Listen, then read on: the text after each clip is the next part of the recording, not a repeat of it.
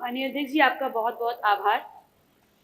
मेरा ये प्रश्न माननीय परिवहन मंत्री जी से है और जिसके सापेक्ष परिवहन विभाग के 4 कैडर संचालन, तकनीकी, वित्त और विधिक इससे संदर्भित उनके तीनों जो संवर्ग रहे का, खा, गा में मैंने जो स्वीकृत पद थे, चाहे सीधी भर्ती हो चाहे प्रोन्नति हो, इसके सापेक्ष मैंने डेटा मांगा था कि आपके पास कितने रिक्त पद हैं और जो रिक्त पद हैं उसमें आप नियुक्ति आप करना चाहते हैं, प्लान कर रहे हैं, कैसे करा है उसकी डिटेल दें।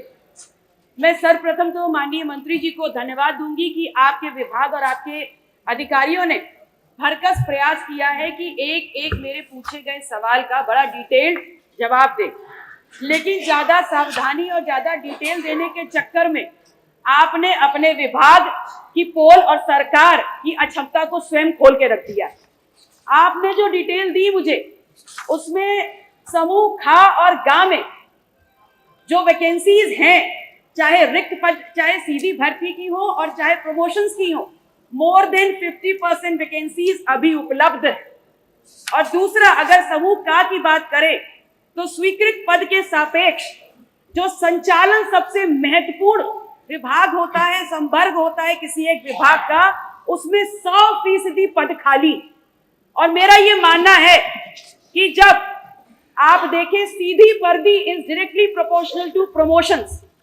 जब आपके पास नीचे ही पूरी बंजर खेती है तो आप फसल की उम्मीद कैसे करेंगे? जब आपके पास सीधी भर्ती में ही लोग नहीं है, 100% सीटें खाली पड़ी हुई हैं, तो आप कैसे योग्य लोगों को लेकर के प्रमोट करेंगे? और क्योंकि आपके पास संचालन के नाम पर एक भी व्यक्ति उपलब्ध नहीं है, इसीलिए आपका संपूर्ण विभाग चाहे आंकड़ों में हो और चाहे सड़कों पे हो, डग्गा मारी के बोझ के तले चल रहा है। मैंने माननीय मंत्री जी से मांगा कि यदि आप इन स्वीकृत पदों के सापेक्ष जो वैकेंसीज है उसमें आप नियुक्तियां करना चाहते हैं, अगर करना चाहते हैं तो कब तक? तो जवाब आता है कि जी बिल्कुल करना चाहते हैं। आपने इस बात का जवाब दिया कि करना चाहते हैं, लेकिन कब तक को आपने अपनी लेखनी से घुमाने का काम कर दिया। आपने बताया किया जा चुका है, कर रहे हैं।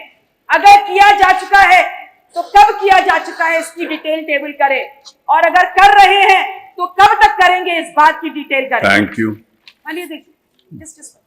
पूछ लीजिए बस।